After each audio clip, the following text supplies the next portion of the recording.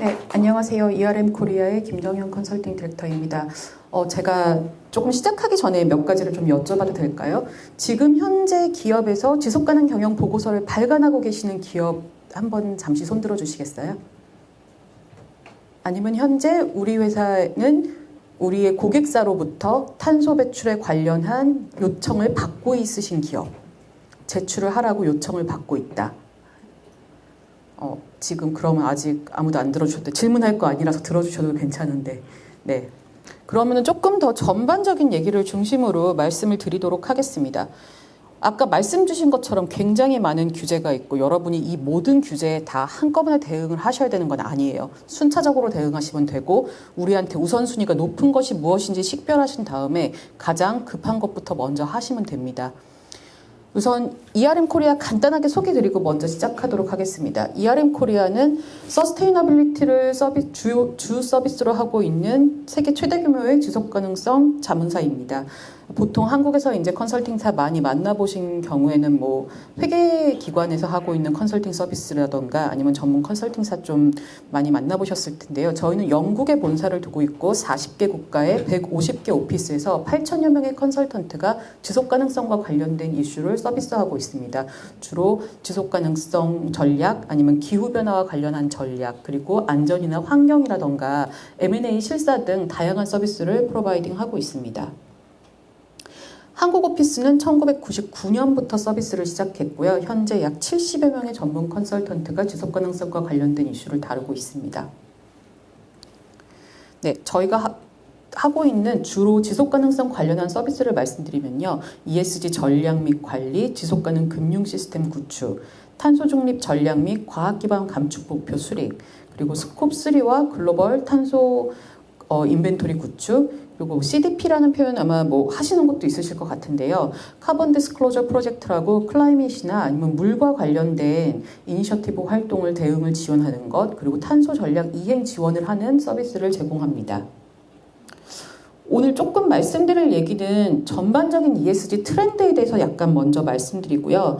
그리고서는 이제 기후와 관련된 얘기, 탄소와 관련된 얘기 굉장히 많이 들으셨을 건데 이게 왜 중요한지 좀 간단히 말씀드리고 그 다음에 실제 탄소 배출과 관련돼서 지금 동향이 어떤지를 말씀을 드릴 거예요. 그리고 나서 넷제로와 관련된 현재 동향에 대해서 말씀을 드릴 예정입니다. ERM 산하에 있는 서스테이너빌리티 인스티튜트에서는 이제 매년 그 해의 애뉴얼 트렌드에 대해서 발표를 합니다. 10가지 트렌드를 2024년의 주요 ESG 트렌드로 발표를 하였는데요.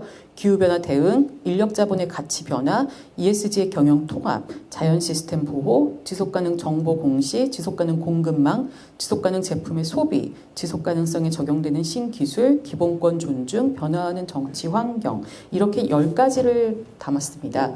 저희가 지금 여기서 모든 걸 다 설명드릴 건 아니고 조금 중요한 것 중심으로만 몇 가지 말씀을 드리도록 하겠습니다.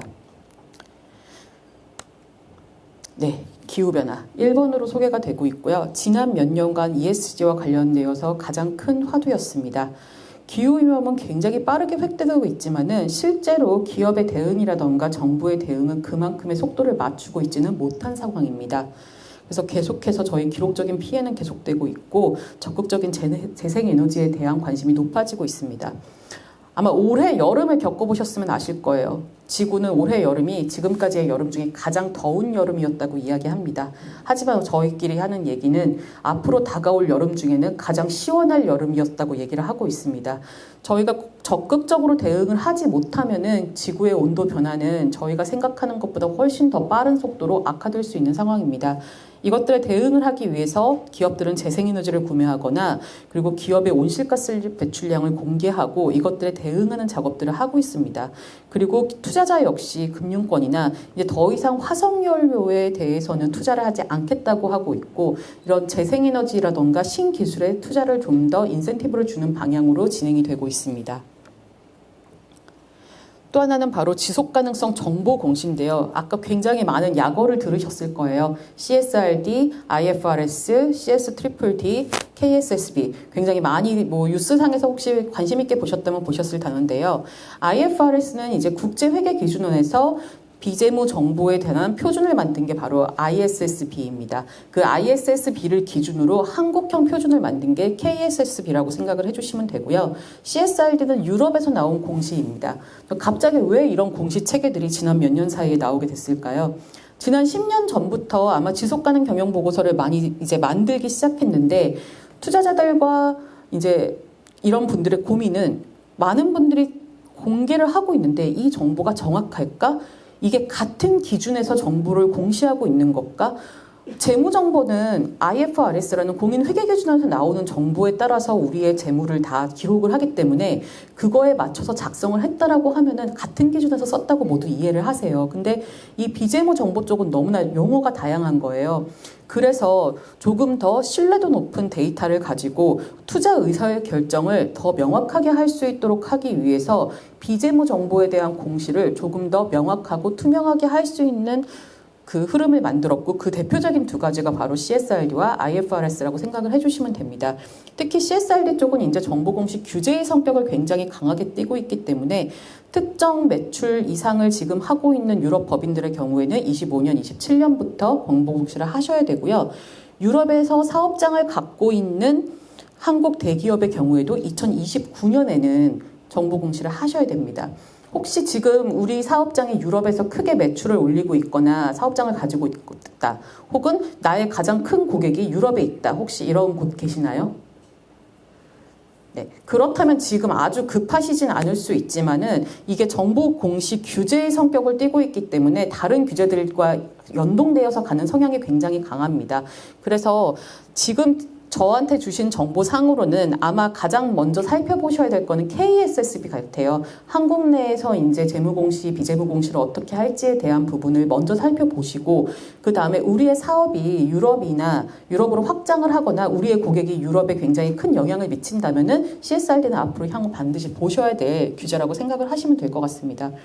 저희 이렇게 전체적으로 정보공시 생태계가 확립이 되어 가고 있고 이런 동시에 그린워싱에 대한 부분이 굉장히 좀 예민해지고 있습니다. 실은 옛날에 기업에서 보면은 이 제품 친환경적이에요 라는 표현을 굉장히 많이 쓰세요. 근데 실제로 그 친환경적이라는 거를 증빙할 수 있는 데이터라던가 이런 건 없고 먼저 대비 얘가 좀 연비가 적은데 이러면 친환경이라고 말씀을 주셨어요. 근데 실은 이런 부분들에 대해서 이제는 굉장히 스트릭트하게 관리를 하고 있고 실제로 정말로 개선이 되었는지에 대해서 우리에게 공유가 되어야 하고 증빙을 할 수 있어야 됩니다. 그래서 그린워싱에 대한 감독도 굉장히 철저해졌고 이런 내용에 대해서 투명한 커뮤니케이션에 대한 요구도 매우 높아지고 있습니다. 그리고 아까 CS-DD에 대해서 얘기를 해주셨는데요. 이게 굉장히 좀 유럽 중심으로 지금 확대되고 있는 이니셔티브라고 생각을 해주시면 돼요. 그에 반해서 미국은 트럼프 이후에 굉장히 왔다 갔다를 좀 반복하고 있는 상황입니다. 굉장히 그때부터 이민자에 대한 굉장히 미국스럽지 않은 정책들도 많이 나왔고 그런 반면에 다시 바이든 정부로 가면서 조금 더 완화되는 듯 했으나 이제 미국 자체의 경기가 약간 쉽지 않기 때문에 굉장히 이 서스테이너빌리티에 관련한 모든 아젠다가 조금 뒤처지는 상황이 됐습니다. 그래서 미국 기업의 경우에는 좀 DEI가 후퇴되고 있는 반면에 오히려 유럽연합에서는 CS-DD를 통해서 굉장히 실사가 강화되고 있습니다. 대부분의 이 CS-DD에 대한 거는 환경과 인권에 관한 부분입니다. 그래서 나중에도 혹시 정말 유럽 쪽에서 사업을 하시거나 유럽 쪽에 고객이 있으신 경우에는 이 환경에 관련한 거나 인권에 관련한 부분은 굉장히 갖추시고 있는 게 좋습니다. 가장 기본적으로 우리 회사가 인권에 관련한 정책을 보유하고 있는지부터 살펴보시면 좋고요. 근데 환경도 아까 좀 많이 보셨겠지만은 ISO 같은 경우가 이제 어떻게 보면 이런 모든 실사를 받을 때 굉장히 처음에 우리는 ISO 갖고 있습니다라고 하시면 대응하기 가장 편한 항목 중에 하나이기 때문에 좀 규모가 있으시다면 이 부분에 대해서 먼저 생각을 하시면 좋을 것 같습니다. 네, 또 하나는 바로 기술인데요. 어떻게 보면은 지금 여기 계신 분들이 가장 많이 고민을 하시고 그 다음에 또 새로운 것을 발굴하실 수 있는 분야가 또 이쪽이 아닐까 싶습니다. 이거는 순환경제 당연히 뭐 폐기물 이런 것만 얘기하는 게 아니라 기술 자체가 우리의 삶에서의 탄소 배출이라던가 이런 폐기물 배출을 줄여줄 수 있을 거라는 기대가 굉장히 높아지고 있고 여기에서 이제 당연히 케미칼 회사 같은 경우에는 조금 더 친환경적인 소재 플라스틱 관련하거나 식음료 쪽에서는 좀 더 지구에 영향을 덜 미치는 컨테이너, 이런 것들에 대한 고민, 그리고 저희 이게 탄소 포집 장치라던가 약간 이런 것들이 아직은 한국에서도 논의는 되고 있지만 본격적으로 도입이 되지 않은 것들이기 때문에 이런 기술에 대한 부분은 굉장히 큰 기대를 지금 가지고 있습니다. 지난 2019년부터 2021년까지는 정말 많은 ESG의 성장기 중에 한 페이스였습니다. 굉장히 많은 규제가 들어왔고요. 규제에 대응하기 위해서 기업들은 노력했고, 그래서 이 상황에서 특히 뭐 코로나 같이 초유의 비상사태를 맞이하면서 어떻게 하면 회사가 재무적인 부분뿐이 아니라 비재무적인 것에 있어서도 리스크를 관리하고 이슈가 생기지 않도록 할 수 있을까에 대한 고민이 굉장히 커졌고요. 그리고 기후 관련해서도 이때 굉장히 많이 대응을 하기 시작하셨기 때문에 거의 그냥 저희 업계끼리 하는 말은 그때가 가장 물이 많이 들어올 때였다고 저희는 좀 표현을 하기도 합니다. 그러나 코로나가 끝나가면서 이제 대부분의 약간 경기도 다운턴으로 가면서, 그리고 특히 이 모든 것을 굉장히 크게 견인했던 게 블랙락의 레디핑크였는데, 블랙락 자체가 좀 공격을 받게 되면서 ESG 이슈가 꼭 우리 회사의 가장 모든 프라이어리티 이슈일 필요가 있을까라는 고민이 좀 들게 되고 약간 주춤하는 듯하는 양상도 보이고 있습니다. 그런데 이미 실은 규제가 다 만들어졌어요. 그리고 언제부터 시행을 해야 되는지도 정해졌어요. 그러다 보니 이게 약간의 우선순위에서 조금 밀리는 상황이 될 수는 있을지언정 모든 회사는 여기에 대응을 해야 되는 지금 상황입니다. 저희가 비록 그렇게 가파르게 성장세를 보였을 때만큼의 속도는 찾지 못할지언정 이 모멘텀 자체가 바뀌지는 않을 거라고 보고 있습니다. 그 말인즉슨 모든 기업들은 지금 우리 너무 힘든데 이거 신경 써야 돼? 라고 생각을 하실 수도 있지만은 규제 대응 측면부터 우리 회사의 장기적인 성장을 위해서는 이 아젠다들을 잊지 않고서는 좀 기억해 주시면 좋을 것 같습니다. 네, 이제 기후에 대해서 말씀을 드릴 건데요. 어떤 것 같으세요? 요즘 지구 되게 많이 아픈 것 같지 않나요? 지구 진짜 많이 아파요. 예. 그래서 저희 지금 지구의 기온이 3도 이상 지금 상승하는 뜨거운 날들을 향해서 지구가 가고 있어요. 그래서 지금 여기에 있는 분이 유엔의 이제 사무총장 분이신데요. 이 분의 말씀은 이분도 이제 미래에서 정말 이게 가장 시원한 해가 될 수 있다라고 2024년 다보스 포럼에서 이렇게 얘기를 하셨어요. 또 실질적으로 기후가 기온만 높아지는 게 문제가 아니라 기온이 높아지면 강수가 같이 늘어납니다. 예, 그렇게 되면 당연히 물에도 영향을 미치게 되고요. 뒤에서 좀 기후에 관련한 게 얼마나 많이 영향을 미치는지 다시 좀 말씀을 드리겠습니다. 예, 산업화 이래 가장 더웠던 지구를 여러분은 작년에 겪으셨고요. 2024년의 날짜를 안 적은 건 지구 평균 기온으로 하기 때문에 제가 올해는 아직 끝나지 않았기 때문에 2023년 데이터를 갖고 왔는데요. 인도 동남아시아 상위도 40도였고요. 예, 우루과이는 최악의 가뭄을 겪었고 하와이의 산불, 그다음에 중국의 북방 항파 등 2023년은 굉장히 지구 곳곳에서 고난의 시간을 보내신 나라들이 많습니다. 실제로 보시면요. 대한민국 역시 수도권의 연평균 기온이 가장 높았었습니다. 그리고 12달 중 7개 달에서 평년보다 강수량이 더 많았습니다. 기온이 높아지면요. 기온 내에 전체 공기 중에 수분을 붙잡는 양이 굉장히 커져요. 그렇기 때문에 예를 들어서 평균 한 10mm 정도의 비가 왔다 치면은 그게 계속 늘어나는 거예요. 그럼 당연히 이제 영향을 받을 수 있는 게 되게 많겠죠. 이 기후변화가 그러면은 도대체 이슈가 뭘까 하면은 저 왼쪽에 보시는 게 저희가 일반적으로 정규 분포라고 하는 벨 그래프를 나타내잖아요. 저렇게만 있을 땐 저희가 뭐든지 예측을 할 수가 있어요. 요때쯤 가면은 이게 비가 많겠구나. 특히 뭐 몇십 년에 한 번 정도 아닌 이상은 이 그래프 내에서 우리가 움직이고 우리의 원재료도 여기에 영향을 받고 하겠구나 하는데 이 기후 변화가 심각해지면 그래프 자체가 오른쪽으로 가면서 저희가 예측할 수 있는 폭이 더 줄어들고 불확실성은 더 커지는 거예요. 그래서 이 불확실성이 커지기 때문에 우리는 더 더운 날을 많이 만나게 되고 그리고 더 많은 물을 만나게 되는 거에 대한 준비를 기업은 해야 됩니다. 근데 솔직히 이 준비라는 게 기업에서는 결국은 비용을 수반하는 문제거든요. 그리고 전체 우리의 밸류체인에서 우리의 재료가 어떻게 올지, 그다음에 우리가 판매하는 물품이 제때 고객에게 도착할지 이런 모든 것들을 고려해야 한다는 뜻으로 이해를 해주시면 좋을 것 같습니다. 당연히 기후 리스크도 정상 상태일 때는 이게 리니어하게 이렇게 가니까 우리가 요 정도의 위험을 항상 보유할 거야 라고 생각하지만 이 정상 그래프가 바뀌게 되면은 우리가 얼마만큼을 더 감안을 해야 되는지에 대해서 예측이 더 어려워지는 상황이 됩니다. 근데 이게 결국은 또 어떻게 보면 보험과 관련된 문제가 될 수 있어요. 그러니까 보험업계 입장에서는 우리의 고객사들한테 뭔가 그 재난으로 인해서 발생할 수 있는데 지급해야 되는 돈의 규모 이거를 또 다시 책정해야 되고 그다음에 기업 입장에서도 우리가 어떤 재난재해에 닥쳤을 때 우리한테 발생할 수 있는 한계가 어디까지 올지 모르기 때문에 그런 것들에 대한 고민을 더 하셔야 됩니다. 그리고 당연히 이산화탄소 농도도 점점 더 높아지고 있기 때문에 세계 최고의 치를 계속 경신하고 있는 상황입니다. 근데 이게 저희가 티핑 포인트라는 이제 표현이 있습니다. 이게 뭐냐 하면은 올라가는 건 계속 올라가는데 이제 어느 순간 이게 우리가 감당할 수 있는 그 순간을 딱 넘어버리면 얘가 이제 경사에 있다가 또로로 굴러 떨어지는 것처럼 그 다음에 얘가 어떤 속도로 얼만큼을 변할지 지금 예측하기가 힘들다고 하는데 지금 현재 2008년부터 계속 지켜보는 경우 저희 2008년부터 지켜볼 때 지구의 기후가 이 티핑 포인트를 저희는 넘어섰다라고 좀 판단을 하고 있습니다. 그래서 앞으로 여러분이 닥치게 될 날들은 이 기후를 고려하지 않고는 사업에서 어떤 영향을 받으실지 알기가 굉장히 어렵습니다. 그래서 굉장히 많은 뉴스 보셨을 거예요. 그래서 북극의 해빙이 녹고 있고 저희 북극곰들은 계속 집을 잃어가고 있죠. 애들은 이제 코카콜라 내에서밖에 집이 없어요. 다른 데 집이 없습니다. 그리고 지금 저희 겨울에 엄청나게 춥잖아요. 시베리아보다 한국이 더 춥다 그래요. 그 기류가 뚫렸기 때문에 내려오는 찬바람들이 바로 한국으로 내려오고 있기 때문에. 그리고 이 찬바람이라는 건 결국은 건조를 의미하기 때문에 산불에 대한 부분이 굉장히 높습니다.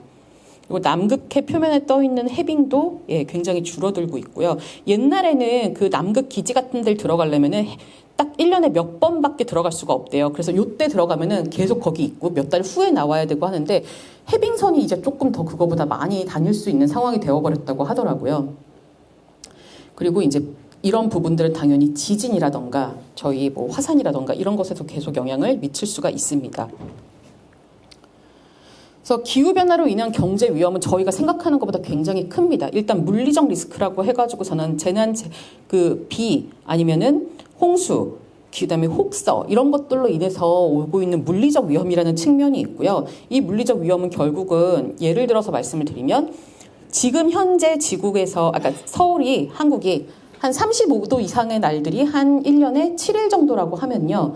2050년에 혹서 위험이 높은 지역은 37도 이상의 날이 130일이 넘는 온도로 바뀌게 됩니다. 그렇게 되면은 뭐 데이터 센터라던가 이런 거를 운영하시는 경우, 그다음에 온도에 민감한 사업을 하시는 경우는 이게 다 냉방비의 증가로 이어지기 때문에 엄청나게 오펙스가 증가하세요.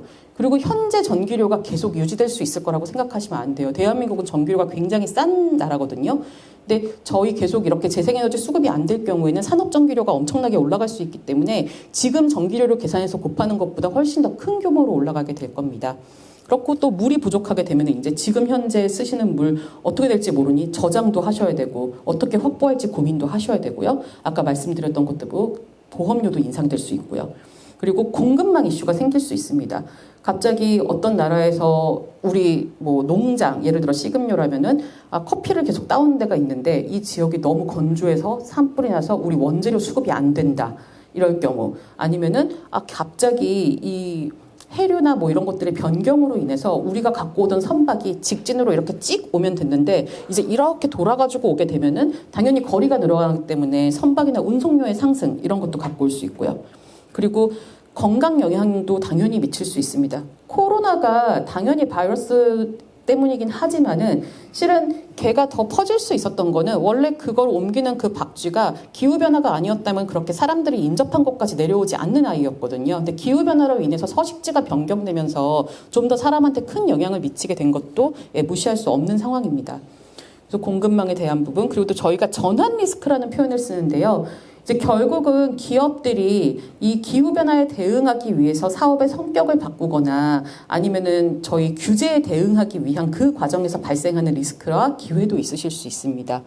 그래서 이런 것들이 전체적으로 경제 변화에 위험을 미치고 그런 이유 때문에 투자회사와 은행들이 본인들의 투자 포트폴리오를 결정하고 대출 심사를 하는 데 있어서 기후변화에 대한 준비가 얼마만큼 되고 있는지를 보시는 겁니다. 그래서 이제 기업들이 기후변화 우리는 별로 크게 상관없어 라고 생각을 하시는 것보다는 솔직히 투자는 굉장히 중요하잖아요, 기업 입장에서. 그리고 저희 회사가 지금 굉장히 많이 하고 있는 것 중에 하나가 해외 투자사들이 국내 회사를 그러니까 그 M&A를 하려고 할 때 저 회사가 서스테이너빌리티가 얼마나 안정적인지를 그 듀딜리전스 하는 일을 저희가 하고 있거든요. 굉장히 요 3년 사이에 질문의 강도와 범위가 달라졌습니다. 그래서 이런 부분들은 좀 투자를 염두에 두고 계신 곳이라면은 한번 고민을 해보시면 좋을 것 같습니다. 네, 그리고서는 이제 탄소 배출인데요. 좀 아마 제 생각에는 좀 지금 계신 회사들이 탄소 배출의 양이 그렇게 막 높지는 않을 것 같으세요. 그래서 우리 그냥 사무실에 임대해서 들어가서 우리 요 전기밖에 안 쓰는데 약간 이렇게 생각을 하실 수도 있는데 그래도 그럼에도 불구하고 이제 조금 이 부분을 알고 계시는 게 좋을 것 같아서 내용을 넣었습니다. 탄소 배출 관련해서 규제 굉장히 많아지고 있습니다. 한국에서는 목표관리제와 온실가스 배출권 거래제라는 두 가지 큰 제도가 일단 있고요. 목표관리제는 이제 해당 사업장이나 아니면 전체 규모가 적어도 뭐 2만 5천 이상 배출을 할 때, 그리고 배출권 거래제에서는 12만 5천 톤 이상 발생을 할 때, 약간 이런데 일반 대기업 제조회사의 큰 경우가 보통 뭐 전기를 많이 쓸 때 12만 톤, 10만 톤 정도를 발생한다고 좀 보시면 돼요. 그리고 약간 화학회사 같은 경우가 80만 톤. 근데 케미칼 회사 진짜 큰 규모가 배출하면 600만 톤 정도를 발생시킵니다. 그래서 이거는 좀 굉장히 회사의 공정과 사업에 따라서 얼마만큼 배출하는지 굉장히 상이하기 때문에 만약에 궁금하시면은 저는 개인적으로 좀 회사의 인벤토리는 특히 스콥 1, 2 정도의 인벤토리는 한번 확인을 해보시는 거를 추천을 드립니다. 탄소 배출 당연히 안 줄어들고 있습니다. 지구상으로. 아직도 계속 차곡차곡 정립하고 위로 올라가고 있고요. 다만 차이가 있어요. 선진국과 이제 저희 같은 개도국으로 아직은 분류가 되는 좀 차이가 있는데 저기 보시면은 까만 선이 이제 그 GDP per capita라고 해가지고 이제 수익이 올라가는 거고 위에 있는 영국이라던가 프랑스라던가 독일 같은 경우에는 그에 비해서 캐피탈가 올라간 거에 비해서 다 CO2 에미션이라던가 그 소비 기준으로 하는 CO2 에미션은 다 떨어지고 있어요. 근데 보시면은 차이나, 한국, 인도, 브라질은 같이 올라갑니다. 그러니까 이게 회사를 만나면은 가장 큰 고민이 근데 우리 당연히 매출을 늘려야지 회사가 잘 되는데 매출이 올라가면은 탄소 배출량 올라갈 수 있는 게 너무 당연한 거 아니에요? 라고 말씀은 하시지만 실은 대부분의 회사들은 이걸 줄이는 걸 굉장히 많이 고민을 하고 계신 거예요. 선진국에서는. 그래서 이 부분 좀 염두에 두시면 좋을 것 같고요. 대한민국 온실가스 배출량은 여전히 늘어나고 있고요. 에너지 배출량이 가장 좀 큰 규모를 보이고 있습니다. 이제 좀 큰 회사들 좀 보여드릴게요.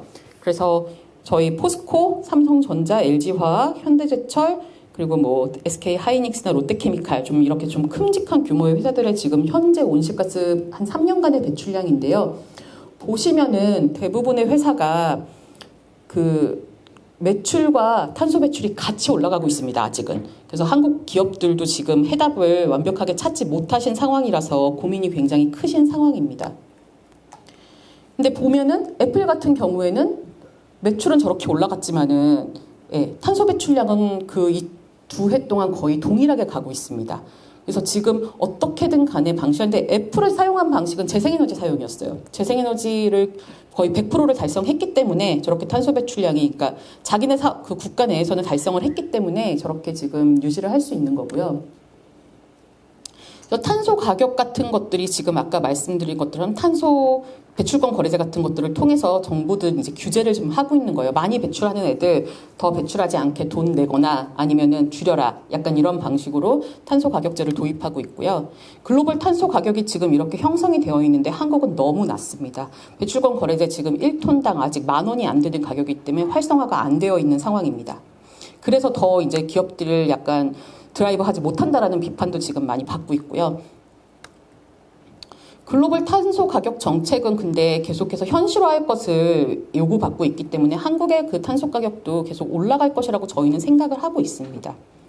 그리고 시밤이라고 이제 탄소에 대한 국가가 제재하는 방식은 굉장히 다양한데 세금을 매기는 방식 아니면은 배출권 거래제 같은 것들을 이용하는 방식인데 이제 이 시밤이 아마 수출 기업한테는 가장 영향을 좀 많이 미치실 거예요. 그래서 결국은 유럽이나 미국보다 탄소의 인텐시티가 더 높은 나라들은 이 물건을 팔 때 거기에 그만큼의 세금을 내야 된다는 거예요. 왜냐하면 자국이 이 탄소를 낮추기 위해서 굉장히 많은 기술적 노력들을 하는데 이제 거기에 들어가는 노력들 때문에 돈이 더 올라가는 부분이 분명히 있을 건데 역외에서 만드는 애들은 탄소 고려하지 않고 해서 그냥 가격을 싸게 한 거면은 이게 자국을 보호하지 못한다라고 판단을 하기 때문에 이제 이런 제도들을 운영을 하고 있습니다.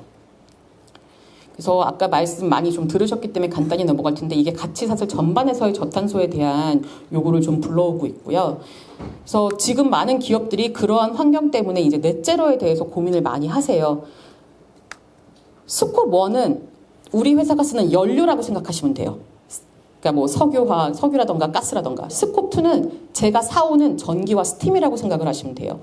대부분의 IT 업계라던가 이제 테크니컬한 쪽을 많이 하시고 생산의 규모가 크지 않으시면 대부분 한국 기업은 전기를 많이 사용하세요. 그래서 이 전기를 줄일 수 있는 거에 대한 노력이 굉장히 많이 좀 고민을 하셔야 되고요. 첫 번째는 효율화예요. 공정 효율화를 통해서 전기를 최대한 마른 수건으로 만드시는 방법. 그리고 두 번째는 재생에너지에 대한 도입을 검토하시는 부분이에요. 그래서 현재 넷제로에 되려는 부분은 전체적으로 둔화되고는 있지만 계속해서 늘어나고 있습니다. 이유는 고객사가 원하기 때문에. 네. 그래서 현재 보면은 이 에미션의 이제 88% 정도 넷제로 목표를 가지고 있고요. 회사들이. 실제로 넷제로가 이루어지면 이제 이만큼을 저희가 감축할 수 있다는 얘기겠죠. 그리고 이제 목표 같은 것들도 아직은 유럽 그 국가들 기준으로 하고 있지만 중국은 좀 많이 모자랍니다. 예, 그리고 목표 설정도 화석연료나 화학부문과 같이 일반적으로 기후 부분이 좀 기후 변화의 주요 원인으로 간주되는 곳들은 넷제로 설정을 굉장히 높이 하는데 아직은 생명공학이나 의료제약, 인프라 서비스 부분은 배출량 감축 목표를 잡는데 조금 늦어진 상황입니다. 그래서 이런 부분은 결국은 좀 국가적으로 재생에너지 전환이 가속화가 돼야지 어느 정도 따라갈 수 있는데 아직 한국 재생에너지 시장이 조금 어렵습니다. 그래서 이 부분은 조금 더디게 좀 진행되고 있고요. 한국도 재생에너지 전환 계획은 가지고는 있습니다. 근데 이제 이 부분이 아직은 속도가 좀 안 나고 있고 그래서 이제 자발적 탄소 시장이나 아니면 탄소 크레딧에 관련한 논의가 지금 계속 되고는 있지만 실은 탄소 크레딧도 추가성 같은 이슈가 있기 때문에 그렇게 모든 게 다 인정받을 수는 없기 때문에 좀 면밀한 검토가 필요하십니다. 전력 가격 아까 말씀드린 것처럼 계속해서 상승할 거기 때문에 이제 당연히 좀 전력을 줄이는 방법에 대한 고민이 많이 하셔야 되고요. 그래서 에너지 전환 투자도 실은 이게 오펙스이기 때문에 이것도 좀 고민을 많이 하셔야 돼요. 근데 한 번에 바꾸실 필요가 없이 순차적으로 바꾸시면 돼요. 올해 5%, 내년에 10% 이런 식으로. 그래서 그런 것에 대한 고민을 이제 계획을 좀 세워서 수립을 하시면은 좀 장기적으로는 도움이 되실 것 같습니다. 네, 요거는 저희가 넘어가고요. 그래서 저희 지금 경기 침체에도 어떻게 하면 이 이슈를 잘 다룰지에 대한 고민도 많으실 거고 실은 기후에 관련한 이슈가 끝나면 또 이제 바이오다이버시티에 대한 고민도 하셔야 되는 곳들이 아마 있으실 거예요. 굉장히 많은 아젠다들이 있기는 하지만은 저희 좀 생각할 때는 이제 기술적인 부분에 이제 좀 개발이 되거나 이럴 때는 잘 끝날 수 있을 거라고 생각합니다. 제가 뒤에 실은 약간 샘플같이 조금 갖고 왔어요. 근데 요거 딱 그냥 한 1분 정도로만 간단히 말씀드릴게요. 디지털라이제이션은 보통 두 가지 목적으로 많이 진행됩니다. 하나는 데이터 관리 효율화 수단으로서의 디지털라이제이션을 지금 기업에서 많이 보고 있고요. 또 하나는 정말로 기술 자체를 개발시켜가지고서는 에너지 효율적인 관리나 자원순환 등을 통해 탄소 감축의 핵심적인 기술을 갖고 있는 뭐 CCUS 같은 이런 쪽으로 이제 DT가 좀 진행되는 경우가 많습니다. 여기까지가 제가 준비한 내용이고 말씀을 조금 마무리 말씀으로 드리자면은 기후 관련한 이슈는 조금 피해가시기 어려운 이슈가 되었어요. 이제는 사업이 작건 크건 간에. 근데 이거를 좀 현명하게 이제 해결하실 수 있는 방법으로는 우선은 우리의 현황을 파악하는 걸 1번으로 해주시고 그 다음에 현재 가지고 있는 디지털 기술들을 활용해서 데이터를 효율적으로 관리하시는 것만 하셔도 굉장히 큰 도움이 되실 거예요. 왜냐하면 이게 사람의 손을 타면 정말 데이터가 굉장히 많이 나는 항목이기 때문에 그런 부분에 대해서 관심을 가져주시고서는 진행을 하시면 좋을 것 같습니다. 감사합니다.